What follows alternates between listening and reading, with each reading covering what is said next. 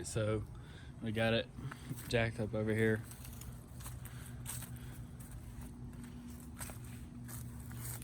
All that has run out of it. Who knows what it is? I think it's dirt water. Dirt water, maybe mixed with a tiny bit of oil. Really just seems like dirt water. But yeah. Still got all that in there. I don't know why it's not coming out anymore. Probably plugged up the drain, but yeah, I'm gonna get all that running out and I'll wash it out with the water hose, and then I'm gonna take Purple Power, spray it in there, let it sit for a little while. Okay, so I washed out as much as I could. I think I'm gonna go ahead and get a shop vac and vacuum it out, and then I'm gonna put the Purple Power to it. Alright, I got it all shop vac out. Just got the big leaves and stuff like that. Didn't suck any of the junk out really. Got my Purple Power in the sprayer. I didn't dilute it. I don't usually dilute it when I do the inside, but here we go. See, like, it just knocks this stuff off.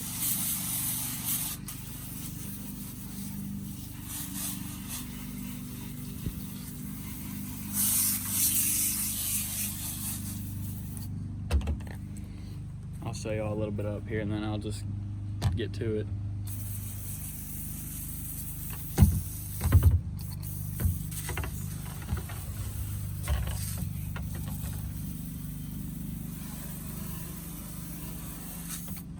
Alright, I'm gonna go ahead and do the rest.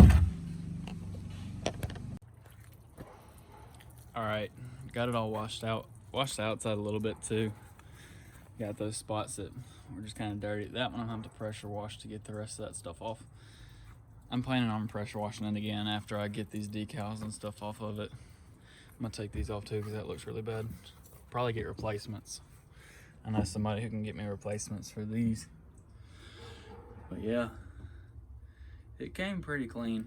It doesn't look like it on camera, but it's pretty clean. Still gotta cut some of those little ties out. Check out the engine though.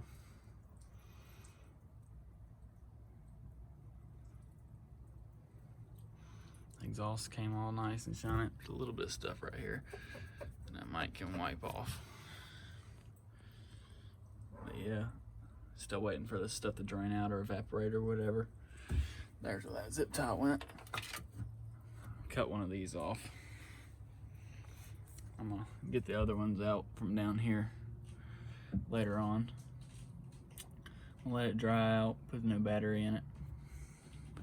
There's a piece of something. There we go. But yeah, pretty clean. It's gonna look real good once I get all the fuel lines and the gas tank and all in. The gas tank came super clean. I was surprised. Look at that stator cover down there. Look how clean that came. Paint on this engine's actually really good. You can tell it hasn't been run a lot just by how little paint loss it has.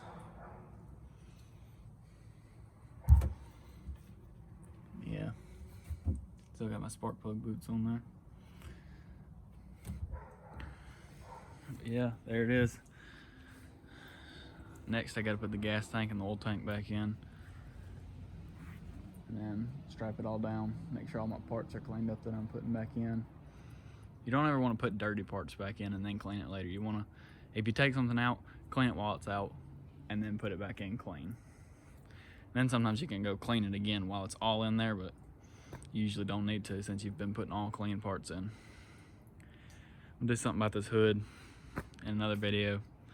The last step's gonna be some cosmetic stuff. Probably get some new decals. Maybe get this one. I know I'm gonna get these Bombardier ones, or just get rid of them altogether. Handlebar cover and new grips. And I'm looking at getting a new grab bar, but I'm not sure that's gonna be in the budget for this one. All right, guys, that's all for this one. Remember to like, comment, and subscribe for more jet ski rehab. Alright, so this is what we've been up to. We've got just about everything put back in the ski. Got the gas tank back in, oil tank back in, got the sensors plugged up over here, got the fuel baffle in, this connecting hose in, hooked the vent back up, and tightened everything down. Put these straps on, got the oil tank all strapped in. We ran all our fuel lines, got the selector switch back in, ran all the fuel lines. I didn't order a rebuild kit for the fuel filter, so I took it out and I just put a fuel filter in that I have laying around the house. It's still a marine fuel filter.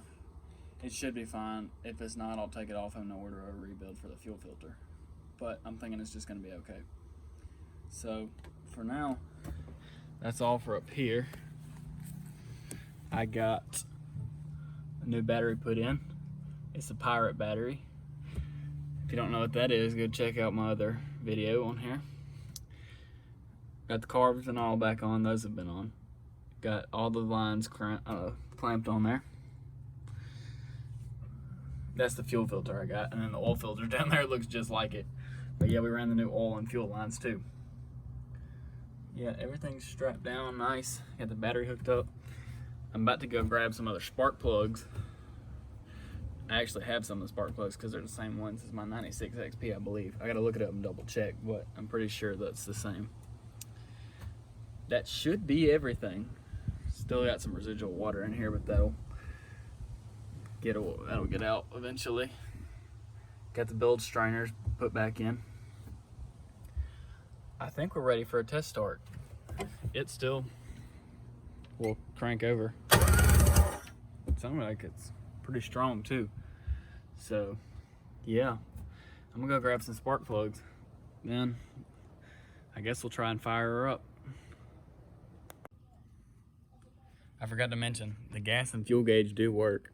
You won't be able to tell, the gas and the oil gauge, you won't be able to tell if the oil gauge works or not because it just flashes red, but I already did it when we had the oil empty. I touched it and it turned red, so it does work. But I've got the oil tank full now, and watch the gas gauge move when I crank the engine over. See if you can see the needle. I barely got like 1 gallon of gas in it, that's why it's being like that, but yeah. Just gonna say that works. Alright guys, what's up? Today we're gonna be doing some, there's a dog in the background. We're gonna be doing some cosmetic things on the 94 SPX project. Gonna clean up this hood a little bit, figure out what we're gonna do with this whole setup here, and I'll tell you what I'm gonna do with the seat. First, I'm gonna go ahead and take this off, see what it's gonna look like with just the bars. But I also have a second option, so stay tuned. Okay, we got it off, foam and all that. Dog's still working. Might take this off, not sure yet, depending on what I'm gonna do with the setup. Got a razor knife here. I'm gonna cut these grips off because they're just toast. They're like sticky and all that. All right, I'm gonna go ahead and get these off. All right, I got the one off. You actually don't cut them off. These, there's an ant right there. There's a little cover you pry off right here. This one's missing the cover. Then you take a 10mm socket, take this off. If I can do it one-handed. This one's in there.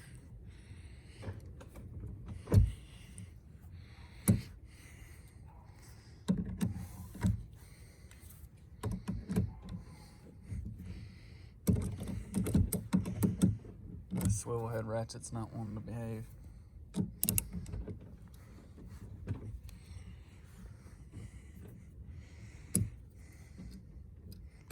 I got it out. There we go. Now, just pulls off. Yeah, got all that off. We can clean it up some now. That's what we're gonna do with it. Got a bunch of bugs and trash in here. Might take this off and just mount the beeper like up here or something. I'll have to see. Yeah, it's all off. It doesn't look bad like that. It's like racing bars. All right, guys, we got it in the garage. Gonna do the old Harbor Freight heat gun trick on the hood here.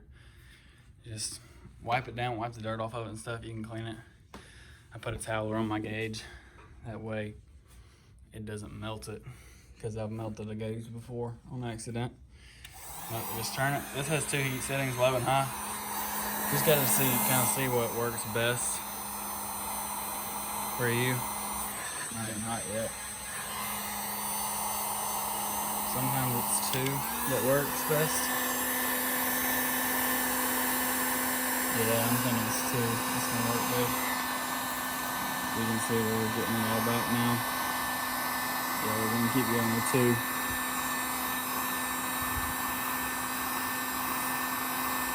You just don't want to leave it in one spot too long, because it can melt the plastic. Let's try to go 1. We're not superheating this thing. Check that out. Let's try 2 again. 2 seems to work better if we move it around a lot.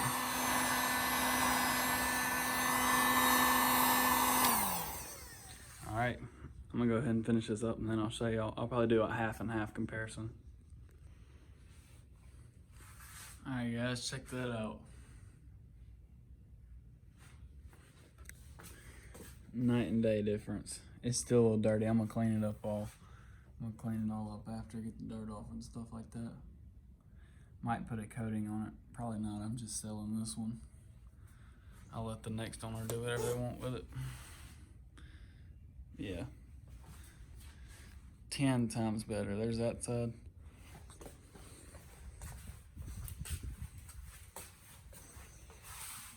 And here's that side. Here's another side-by-side shot. Yeah, night and day difference. I'm gonna get on the other side and then do a little bit of touch-ups, I think, and we'll be ready to put her back on.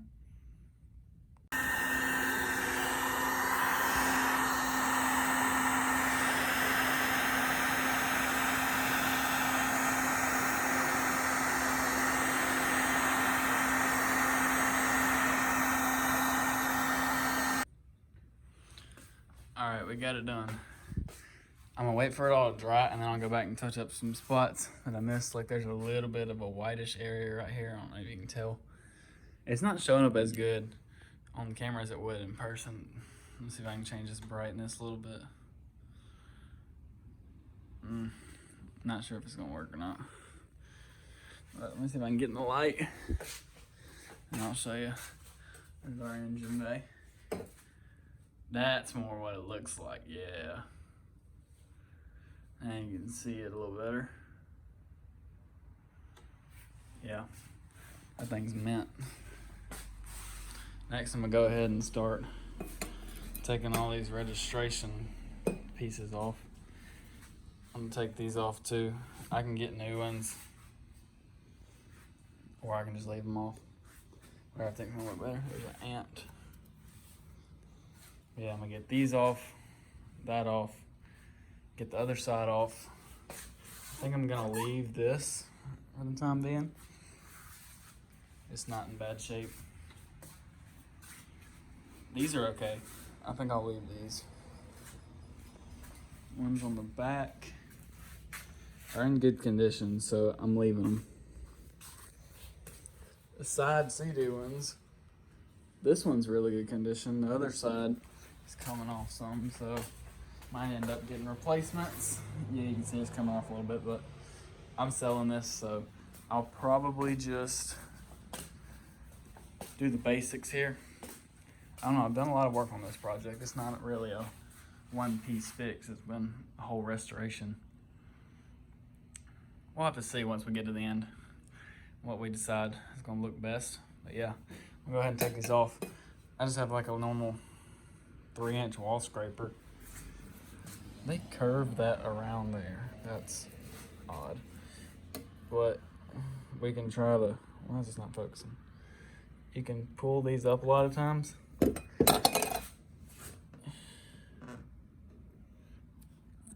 Bug on my hand. These will pull up a lot of times.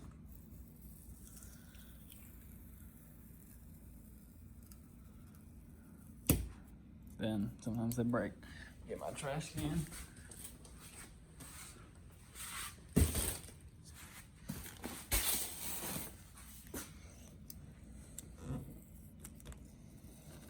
Oh yeah, I got this thing registered today.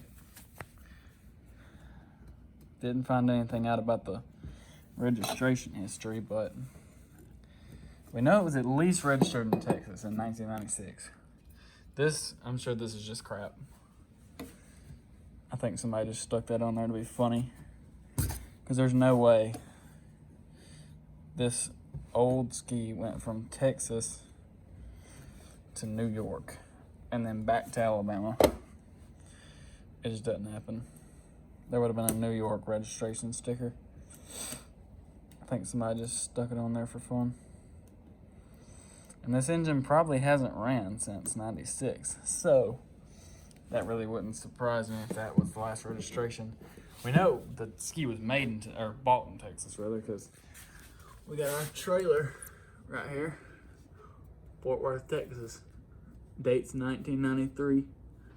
Not sure if you can see it, but our date on it's 93. So trailer's a 93 model, ski's a 94. Then we got registered in Texas. We think that's the last place it was registered. So yeah, that's where we're at now. I'm gonna work on getting this stuff off and then I'll bring y'all back.